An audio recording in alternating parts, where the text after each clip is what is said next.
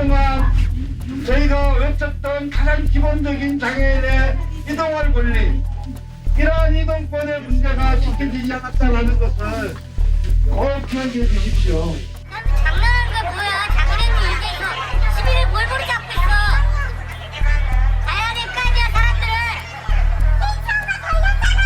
아니, 장애인권 목표를 달성하기 위해서는 사람들을 이용해야 돼. 잠깐만요, 그 지하철 5호선에서 벌였던 시위 때 장애인이 탄 그 휠체어 바퀴가 그 승강장과 그 지하철 사이 틈이 있잖아요. 네. 그 사이에 이제 바퀴가 낀 사진을 뉴스원이 보도하면서 그 일부러 바퀴를 이렇게 끼워서 지하철을 못 가게 막는 식의 어떤 시위를 벌였다라는 취지의 설명을 한 거예요. 네. 그러니까 연합뉴스도 그런 내용의 기사를 썼고, 근데 마침 두 군데 다 통신사잖아요. 그렇죠. 그러면 통신사니까 그 여러 매체들이 또 받아 썼거든요. 사실 저희 KBS도 비슷한 맥락의 기사가 나갔습니다. 근데 같은 날 장애인 전문 매체에서는 전혀 다른 내용의 기사가 나왔거든요. 어떤 식으로요? 그래서 그 제가 당시 현장을 취재하고 기사를 썼던 기자와 통한 내용이 있는데요. 잠시 잠깐 들어보시죠.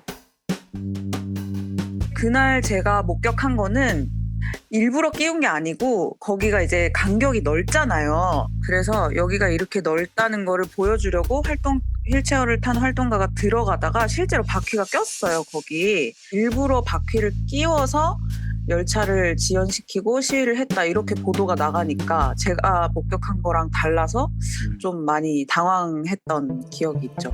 결국에는 현장에 가지 않았던 기자들이 그 교통공사 측이 제공해준 사진과 교통공사 측의 설명만 듣고 기사를 쓴 거예요.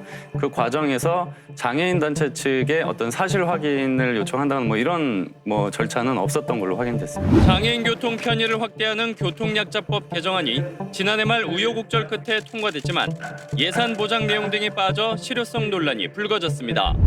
하지만 인터넷에선 시민 불편을 부각한 보도가 더 많았습니다.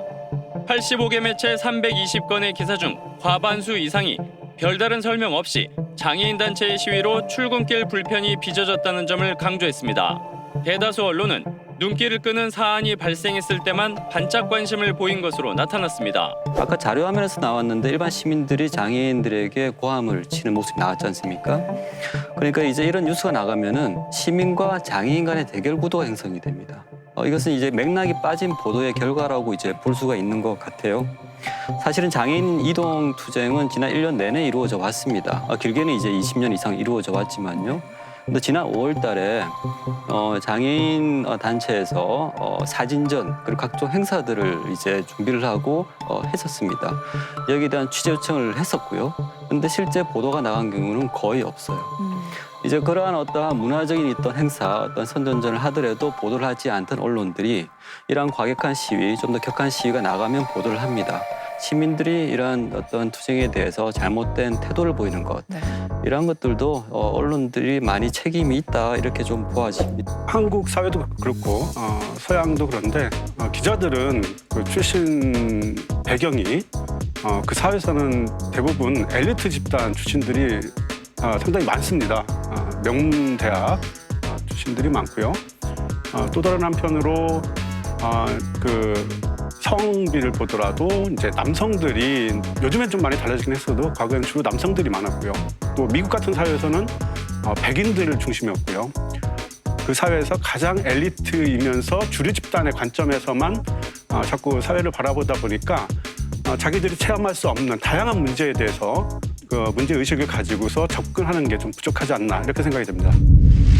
7대 3, 국내 기자직 종사자의 성비입니다. 남성은 2만 900여 명, 여성은 8,500여 명으로 남성이 압도적으로 많았습니다. 지난해 여성 기자 보직 현황을 보면 팀장은 10명 중 3명, 부장은 10명 중 2명이 채 안 됐습니다. 고위직으로 갈수록 비중이 더 줄어 임원은 5%에 불과했습니다. 뉴스 제작 과정에서 남성 중심적 시각이 지배적일 수 있다는 주장이 나오는 이유입니다. 특정 학교 출신이 뉴스룸 내 다수를 형성해 편중된 시각이 나타난다는 지적도 있습니다. 25곳 주요 언론사 간부의 75%, 방송기자의 60%가 이른바 스카이, 서울대, 고대, 연대 출신이라는 분석은 그런 지적의 근거가 됩니다. 방송통신위원회의 미디어 다양성 조사 결과에 따르면 TV뉴스의 취재원이 주로 5, 60대 남성, 관리자 전문가 그룹에 편중됐습니다. 기자협회보가 신문 방송 보도를 종합해 살펴본 결과도 마찬가지입니다.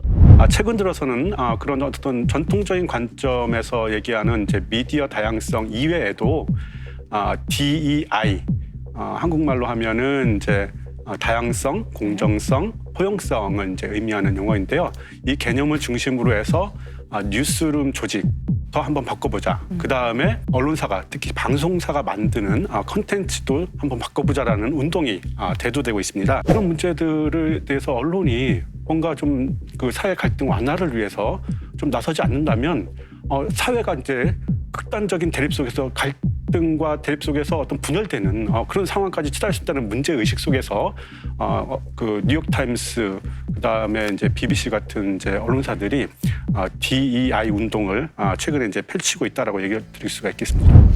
언론에 어떤 점을 좀 당부하고 싶으세요? 노인들 너무 불쌍하게 내놓던지 말이지. 힘든 사람들만 내놓고 이러면 점점 사회적으로 소외가 되고 소통이 더 안 될 것 같으니까 노인도 힘이 있고 얼마든지 뭐든지 할 수 있는 그런 희망적인 것으로 매스컴에서 좀 다뤄줬으면 하는 생각이 평시에 좀 있습니다. Discrimination 있잖아요. 샬병 이것도 미안하지만 엄청 힘들어요. 외국 사람 해도 선합쳐야 돼요. 그러니까 multicultural issues 나처럼 방송 이런 거 얘기하면은 프로그램 있으면 엄청 좋아요. 성소수자가 그 사람의 메인 정체성이 돼버리고 그 사람을 표현하는 어떤 대표적인 표현이 되고 실제로 뭐 기사라든가 이런 거에는 이제 기사 제목을 성소수자라는 이 정체성을 이용해서 자극적으로 사용하는 그런 부분도 사실은 좀 지양이 되어야 하는 부분이죠. 장애인들을 시혜적인 사람으로 보지 않고